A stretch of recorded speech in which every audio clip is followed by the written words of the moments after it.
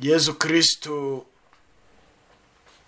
ni umukiza kandi ni umutegetsi, nkuko nyine twagiye tubibona mu nyigisho mbese zibanze z'ukwemera. Yezu Kristo ni umukiza n'umutegetsi, byakozwe n'umwa umutwe wa 2 umurongo wa 36. Rukumbi niwe mukiza rukumbi, niwe mutegetsi rukumbi. Umuntu aba yatangiye kwemera Yezu iyo yumva mu mutima we ko nta wundi muntu ushobora kugira icyo amukoraho Yezu Kristo atabyemeye, ko nta kintu gishobora kumubaho Yezu Kristo atari we wavuze ati iki ni kibe. Yebo ubwigenge rero bw'abana b'Imana data buba mu mutima wa muntu, umuntu aburonka kubera ko yemeye kurekura iminyururu ya Sekibi, icyaha. Nkuko nyine Yezu Kristo abitwigisha mu Ivanjili yanditswe na Mutagatifu Yohana umutwe wa 8 umurongo wa 31 kugera kwa 37, aho Yezu avuga ati muzamenye ukuri maze ukuri kubahe kwigenga. Uko kuri Yezu atubwira ko ari ubwe ni ingenzi ukuri n'ubugingo. Abantu rero bose bahora mu bwoba bw'amashitani, ubwoba bw'abantu bashobora kubagirira nabi, ubwoba bw'urupfu, burya baba bataraba aba Kristo. Ibyo ngibyo mubyumve neza, kuko hari uburyo nyine ushobora kumva ko ukwemera kwawe ari nk'ibitekerezo. Tugira ibitekerezo bimwe twemera n'ibyo tutemera, cyangwa se tutemera nk'aho n'abandi, ariko by'ibitekerezo bisanzwe mu bantu. Umuntu ashobora gutanga urugero, atese muri uno murima cyangwa muri aka karere igihingwa gifite akamaro kurusha ikindi ni ikihe. Abo bantu bombi nta numwe wigeze apima wenda ibyo umuntu yaheraho kugira ngo apime ibyo bintu ntabyo bafite bifatika. Buri wese azavuga ibyo atekereje gusa, bashobora kutabyumvikanaho. Nyamara ariko wenda buri wese akaba ibyo avuga bishobora kuba byo 50% n'undi 50%. Ukwemera kwacu ntabwo ari ibitekerezo, cyangwa se byerekeranye nyine no kuyobora abantu mu buyobozi bw'abantu. Bamwe bagatekereza bati reka hayobore umuntu umwe cyangwa se hayobora abantu benshi icyarimwe. Ibyo byose nyine ni ibitekerezo by'abantu, kugira ngo uzerekane ko kimwe ari cyo cyiza cyangwa ari kibi biragoye, ko ni ibitekerezo by'abantu. Ibitekerezo by'abantu bifite agaciro gake nk'uko n'ijambo ry'Imana ribivuga. Ariko Yezu Kristo ntabwo ari igitekerezo, Yezu Kristo ntabwo ari ngunda, Yezu Kristo ntabwo ari semuhanuka. Yezu Kristo ni Imana nzima. Iyo umuntu amwakiriye akamuturamo, ubuzima bwe ni ubwe ububamo, ni umubera imbaraga. Ntabwo rero yongera guhinda imishyitsi imbere y'abantu, imbere y'ibyaremwe ibyo ari byo byose. Ari urupfu rwararemwe, ari Sekibi yararemwe, ashigara nyine yumva ko Yezu ari we mutegetsi gusa. Yezu Kristo niwe mutegetsi wanjye, niwe mukiza wanjye. Ni muri uko kwemera rero dushobora guhangana na shitani itaduteye ubwoba. Ngo niza nikwereka amashusho cyangwa se nivugira mu muntu ngo wowe nzakugiriranya, utangira uhindi imishyitsi, cyangwa se nikwereka amashusho n'ibindi byose ushobora gukoresha kugira ngo itere ubwoba, ukumva ko ibyo byose nta na kimwe gishobora kukunyeganyeza. Cyangwa se ngo nitere ubwoba ikoresheje abantu nyirizina, ati niwongera gukora kuri uzambona, cyangwa uzatubona. Ugatangira ugahindura ibyo wakoraga, wari umukateshiste ukabivamo ngo kubera ko nyine bakubwiye ko kudashobora gukorera iyo paruwasi, ugomba gukorera ibindi bintu bashaka gukorera. Abo bantu ni bande? Abo bantu bakubuza gukorera Yezu Kristo. Biragaragara rero ko abantu benshi batashoboye gukandagira muri uko kwemera. Ikibigaragaza n'ukuntu ibitekerezo by'abantu bibagenga, aho kugira ngo bagengwe n'ibitekerezo bya Yezu Kristo. Mu gihe Pawulo n'umwe mutagatifu mu Banyafilipi umutwe wa 2 murongo wa 5 kugera kwa 11 avuga ati nimugire mu mitima yanyu amatwara ahuje na ya Kristo Yezu ubwe. Amatwara ahuje na Yezu Kristo ubwe. Yero abantu bakigutekerereza bakakuyoboza ibitekerezo byabo uko bashatse. Mu byukuri nyine ukwemera Yezu Kristo nk'umutegetsi biba nyine bidahari.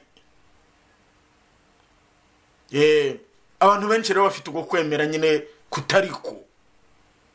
Bemera ibitekerezo byerekeranye na Yezu Kristo, inyigisho zerekeranye na Yezu Kristo, ariko igihe iyo kigeze cyo kumuhamya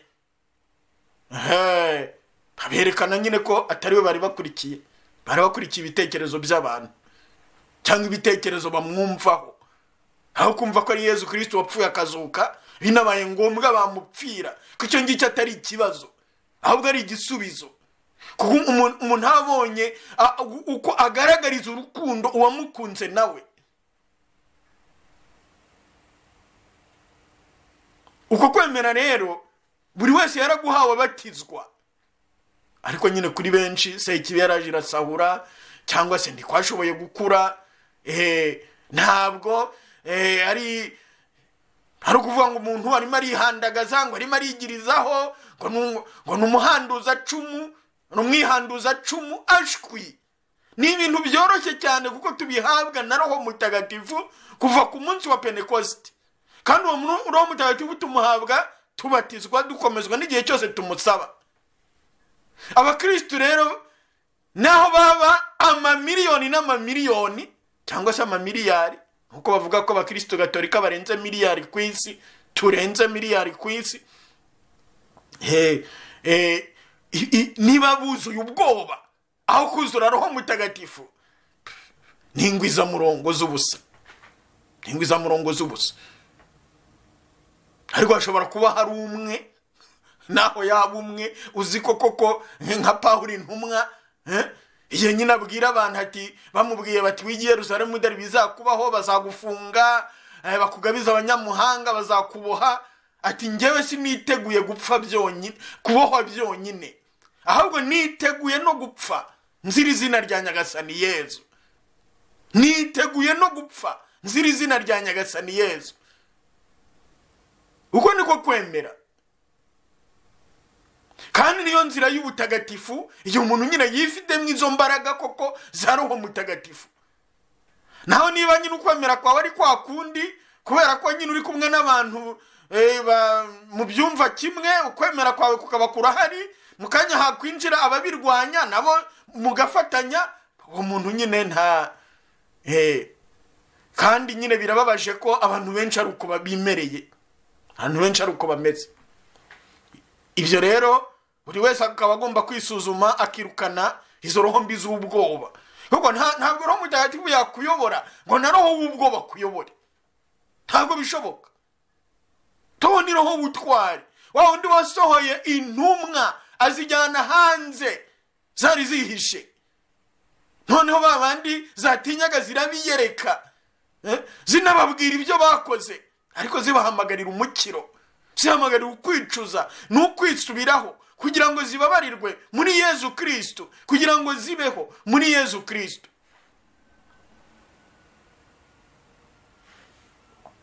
Uko kwemera rero Roho Mutagatifu baragutanga, buri wese agusabe, kuko byonyine ushobora kugira uko kwemera kwakira Roho Mutagatifu uyu munsi amashitani yose yari yubakiye ku bwoba bwawe, akarara kuvuyemo, akarara avuye iwawe cyangwa avuye no mu gihugu.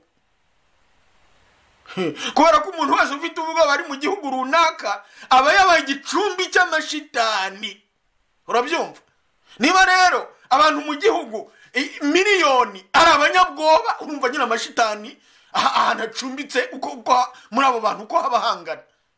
Ni nayo mpamvu mu mikorere y'amashitani akomeye umwe mu ntwaro nyine zikoresha ari ugutera abantu ubwoba, kugira bamaze kugira ubwo bwoba zibinjiramo nyine zikabakoresha.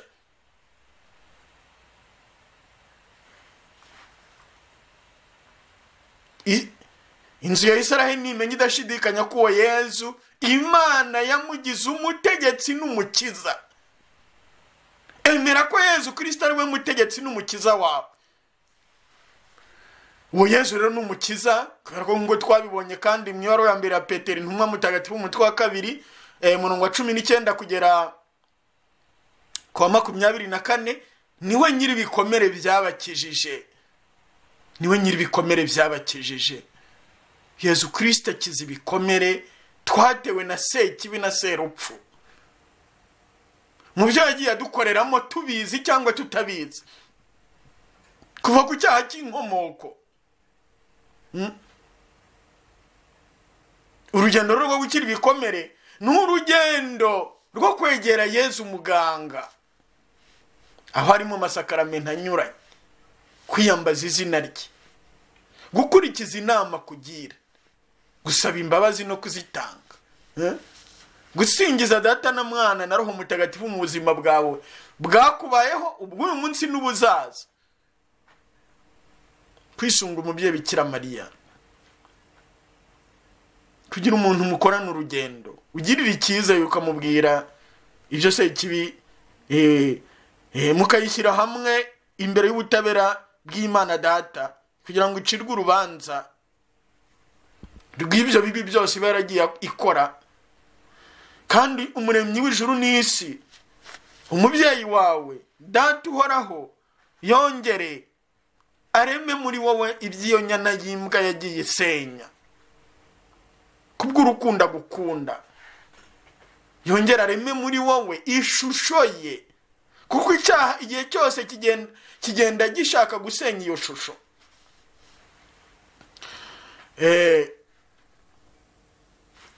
Mu bintu rero kuri iki gihe ubona ko abantu benshi nyine kubera ko bumwe mu buryo nyine bwa Sekibi bwo gukora no kwigarurira abantu, usibye ku kubatera ubwoba, ari no kubahuma amaso. Kubahuma amaso, ntibabone ububi bwayo, ntibabone n'ubwiza bwa Yezu Kristo wapfuye akazuka. Ku buryo nyine abantu bashobora kuba umuntu wahumye amaso n'umujyana mu mwijima cyangwa mu rumuri, byose bizamubera kimwe. Ku buryo nyine atamenya urumuri igihe rwaziye, ntamenya igihe rwagendeye, ntamenya umwijima igihe waganjirije. Ibyo rero bikorohera umwanzi kuyobora abantu nk'abo aho ashaka no kubagira ibikoresho kurushaho.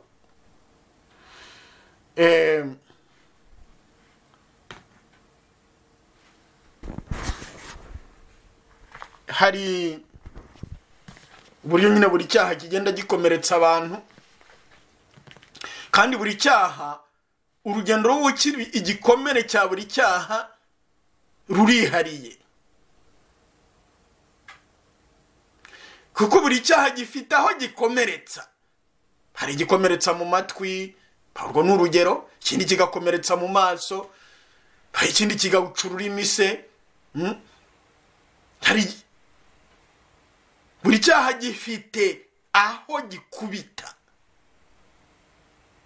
Niyo mpamvu iyo uhingutse imbere ya muganga Yezu Kristo umwereka aho hantu ku buryo butandukanye nuko byaba ari ikindi cyaha.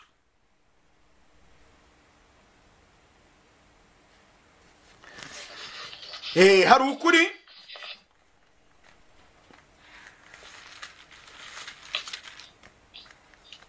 twemera bitugoye, ariko nyine iyo umuntu yaganjwe n'ikinyoma n'undi nyine nta kuri kundi kumukiza ashobora kwemera. Iyo duteze amatwi amagambo Pawulo intumwa mutagatifu atubwira mu Banyagalati, yuzuye Roho Mutagatifu, umutwe wa 5, agira ati: mwebweho bavandimwe mwahamagariwe ubwigenge, gusa rero ubwigenge ntibukabera umubiri urwitwazo, ahubwo umwe abera undi umugaragu, mugirirana urukundo. Kuko amategeko yose abumbiye muri iri jambo rimwe rukumbi, ngo uzakunde mugenzi wawe nkawe ubwawe. Naho niba mushihana mugacagagurana, muramenye ntimuzamarane. Mureke mbabwire, Roho nabayobore, nibwo mutazakora ibyo umubiri urarikira. Kuko umubiri urarikira ibirwanya Roho, na Roho igakurikirana ibyo umubiri wangira, bityo byombi koko birazirana, ku buryo namwe mutagenza uko mwishakiye kose. None rero, niba muyoborwa na Roho, ntabwo mukigengwa n'amategeko. Ibikorwa by'umubiri birigaragaza: ubusambanyi, ubuhabara, ubwomanzi, gusenga ibigirwamana, kuroga, kwangana, gukurura intonganya, ishyari, uburakari, kwikuza, amazimwe, amakimbirane, inzika, ubusinzi, ubusambo n'ibindi nk'ibyo. Ndababuriye nk'uko nigeze kubibabwira, abakora bene ibyo nta murage bazahabwa mu bwami bw'Imana.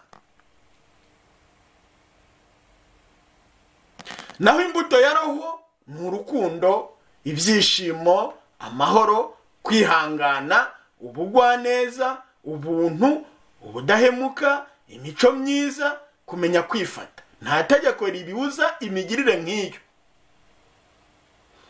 Abakristo Yezu babambye ku musaraba umubiri wabo n'ingeso mbi ndetse n'irari. Niba tubeshejweho na Roho, nituyoborwe na Roho.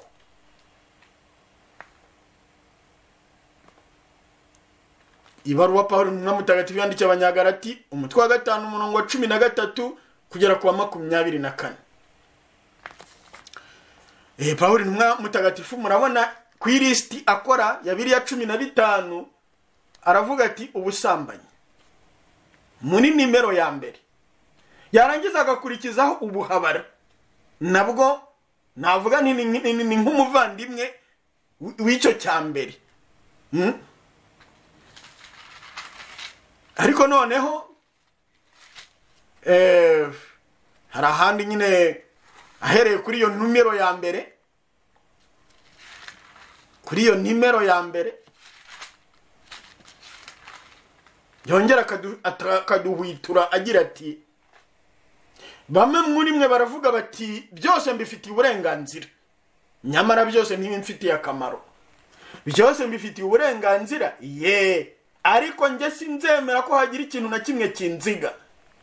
Ibiribwa byagenewe inda nayo igenerwa ibiribwa, simbihakana, nyamara byombi Imana izabisenya.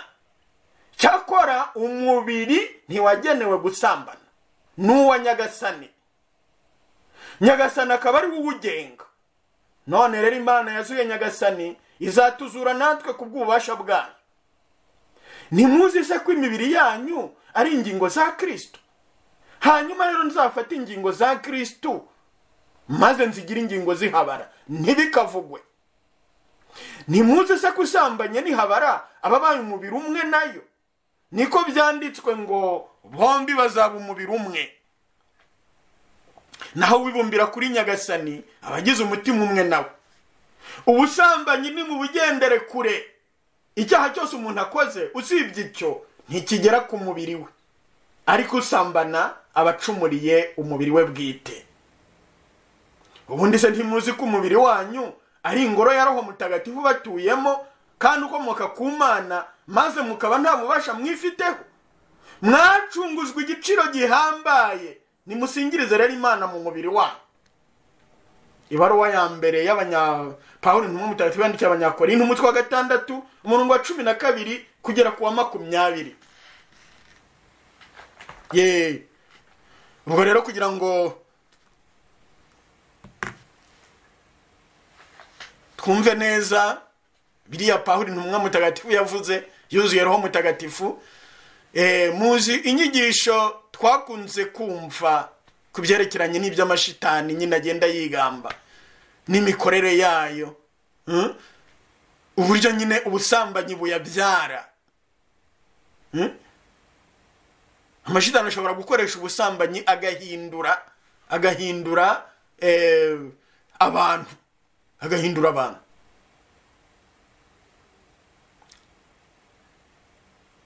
isi kazarangira yarigaruriwe nazo kubera ubusambanyi.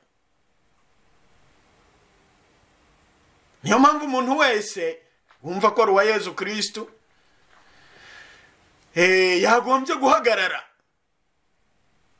akirinda ibyo ngibyo mbere na mbere, kuko icyo utirinze ntiwakirinda abandi, kandi ukaba umuhamya wuko Yezu Kristo babambye ku musaraba umubiri wabo n'ingeso mbi n'irari. Niba tubeshejweho na roho ntituyoborwe na roho. Ugashobora nawe kuba wakwamagana ubwo busambanyi, kubera ko ni shitani uba wamagana, ni Sekibi Sebusambanyi uba wamagana, nta muntu uba wamagana. Muri iyo si y'ubusambanyi harimo amashitani akomeye, kubera ko ushatse wafungura amaso nyine ukareba abantu benshi zirimo zikoresha. Ariko noneho si ibyo gusa, kubera ko umugambi wazo nyine ari uwo kurimbura abana, ahubwo zikoresheje n'ubwo busambanyi, kurimbura abantu zibukoresheje.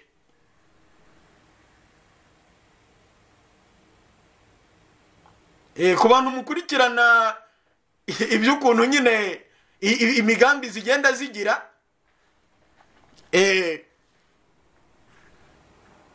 muzi ko nyine urwo rugamba zirurwana cyane cyane cyane, mbese zishaka guhindura kamere ya muntu, kugeza ubwo umugore atazaba akenera umugabo, cyangwa umugabo ngo akenera umugore, ahubwo umugore n'umugore, umugabo n'umugabo, cyangwa se umugabo n'inyamaswa cyangwa se n'ibindi bintu, kugira ngo bwa butumwa Imana data yahaye abantu bwo kurema, kuyifasha kurema, burangire. Muzafungura amaso mushishoze muzabibona. Urwo rugamba uburyo zirimo zirurwana ku isi yose, mu bihugu byose. Wenda nitubona akanya nzabibabwira ku buryo burambuye, kuko ni ibintu ni ibintu nyine ni urugamba rukomeye cyane. Ariko nyine nkuko mubizi nyine n'inyana zimbwa ntacyo zishobora kugeraho niyo abantu bazihagurukiye bakazirwanya. Reka mbaye nk'urugero rw'ikintu kiriya bavuga ngo ni ubuhabara, ukuntu zikwirakwiza ubuhabara mu cyayenge, kandi zamara kubukoresha zigakora ibintu, zigasenya ibintu byinshi cyane. Abenshi muzi umwambaro witwa bikini cyangwa bikini. Abantu nyine bambara, umuntu akamera nk'ifi, agenda nyine akajya koga yambaye atyo. Ariko mu miryango imwe n'imwe mu ngo nta nubwo bibatera isoni by'uko mama, nyogokuru, mama n'abuzukuru b'abakobwa biyambarira batyo imbere y'abasaza babo, imbere ya sekuru. Mu by'ukuri nyine ni nko kwambara ikariso, ubundi ugashyiraho utuntu nyine duhisha amabere byonyine. Iyo niyo bikini.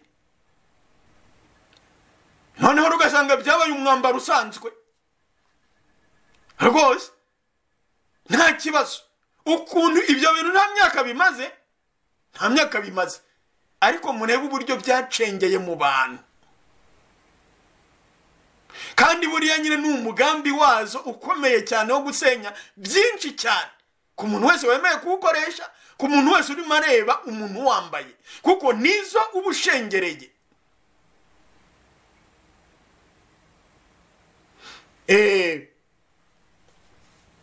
Ikindi ubwo ni biriya nyine bavuga ngo abantu nyine umugabo n'umugabo, umugore n'umugore.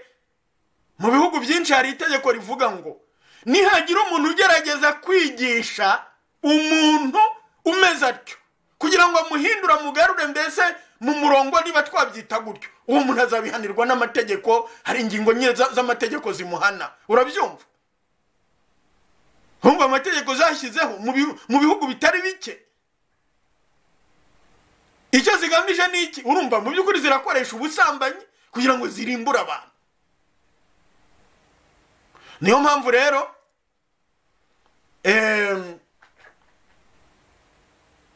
buri wese yagombye guhagurukira icyo kintu. Ndabizi ni ingabire nyine, ni ingabire w'umutati w'ubwatanga, ariko se hari uwo yayima.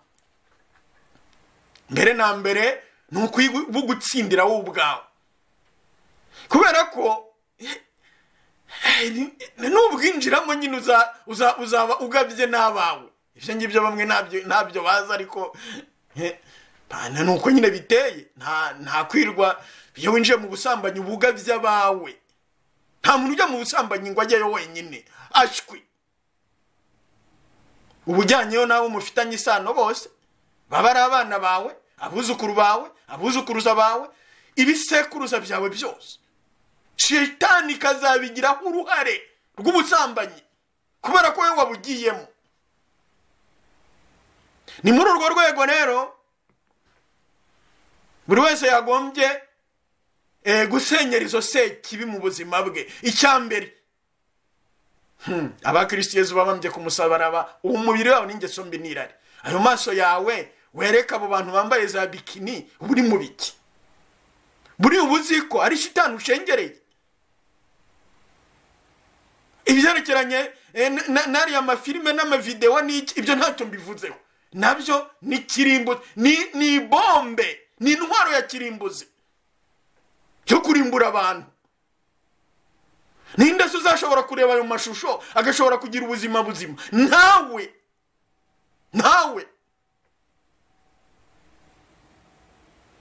Umuntu agomba gufunga imiryango yose y'ubusambanyi mu buzima bwe. We kwitwaza ngo ariko ngo inahanga mu gihugu mbamo ngo usanga ngo abantu bose bambaye kuriya, uyu ugenda uraramye. Ntacyo uzaba. Ariko utarebye iyo myanda, utagiye uhiha iyo myanda. Nta hantu namwe Yezu adashobora kurindira uwe. Ntazagira ukubeshya, ntacyo ushobora kwitwaza.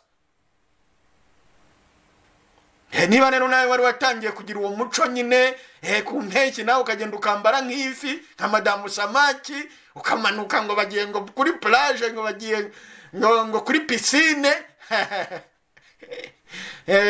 Sekibi bizakwereka ngo n'ugusirimuka shenge. Umuntu harya yibwira ko yigana abantu kandi arimo kwigana amashitani. Amashitani ubwayo baragahita kugiraho ubashakaza gukoresha. Usibye rero ibyo byo guca umunyururu rwose w'icyo kintu mu buzima bwawe,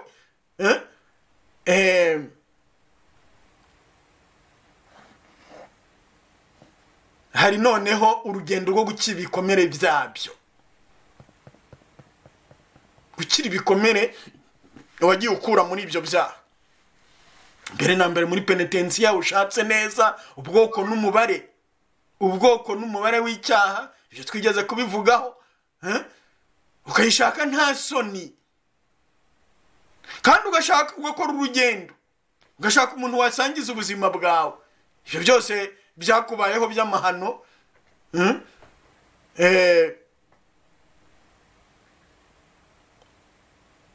Rimwe na rimwe umuntu abura n'uwo yabwira. Urugero ni hari abagiye bagira ingorane z'uko umuntu nyine ugiye kugusambanya ari so, ngibyo Sekibi zijya zibikora. Abo bantu nyine ntabwo ari burabyumva. Sekibi nyine ziba zarabagize ibikoresho rwose. Noneho rero ugasigara warabuza aho uhera kugira ngo usohoke aho hantu. Cyangwa se ndimo ndababwira penitensiya ugasanga noneho wowe ni umusaseredoti cyangwa se umwepiskopi, umukardinali se nzava yone. Yezu ni inzira ukuri n'ubugingo. Yezu ni umutegetsi n'umukiza. Yezu arusha imbaraga uwo muntu. Urabyumva? Ariko cyane cyane arusha imbaraga iyo Sekibi ikorera muri uwo muntu, ku buryo nta burenganzira ifite bwo kukugira umucakara wayo. Ntuzagira ubibwira ngo urabona rero ugasanga ugiranye amasezerano nayo kutamenera amabanga mugiranye igihango, none hirushijeho kukugiraho ububaje. Ibyo byose rero umuntu ushaka kurwanya Sekibi ayikubita mu mutwe, ubuzima bwe bugatangira kuba bushya. Urugendo rero rwo gukira ibikomere ni urugendo rwo kwinjira mu kuri. Yezu Kristo ni inzira ukuri n'ubugingo, bityo ukagenda wakira ubwo buzima bushya Yezu Kristo bwe ari bwo. Nyagasani rero Yezu Kristo afashe buri wese kuba ingabo nyayo yo kurwanya ibyo byose mu by'ukuri bibangamiye isi yose, kandi bikaba birimo guhitana abantu benshi. Ubwo hari bimwe nyine abantu bamwe bari bo banaguyemo byitwa ngo ni umuco. Nk'abanyarwandakazi ibyabaye biriya byo kwiyongerera umubiri nyine bagiye ngo ni umuco ngo utabikoze arapfa ngo apfa byara ngo n'ibindi Sekibi nyine itaguteye ubwoba ngo ikubeshye, urumva ntishobora kugukoresha. Urabyumva? Ariko nyine hari benshi nyine bagiye binjira muri icyo gihango nayo bagakora n'imihango, kuko hakorwa imihango rwose nko guterekera no kubandwa. Urabyumva? Ibyo bintu rero ntabwo ushobora kuvuga ngo urabyambariraho ngo roho yawe igira amahoro ibeho utahingutse imbere ya Yezu Kristo ngo agusukure by'ukuri. Umubyeyi Bikira Mariya rero afashe buri wese hamwe na Mutagatifu Yosefu n'abatagatifu bose kwinjira rwose mu kuri Yezu Kristo no kubaho bundi bushya, kuba umuhamya wa Yezu Kristo mu kuri. Tureke kuba abakristo b'ibice, cyangwa se bariya Yezu avuga ngo ntushyushye ntukonje ngo urakazuyazi ngo ndakuruka. Shuha umuriro waka muri Yezu Kristo, maze urebe ngo izo nyana z'imbwa zirakuva imbere cyangwa zirakuvamo zirukanka, maze Roho Mutagatifu akagusendera akakubeshaho. Nyagasani Yezu nabane namwe.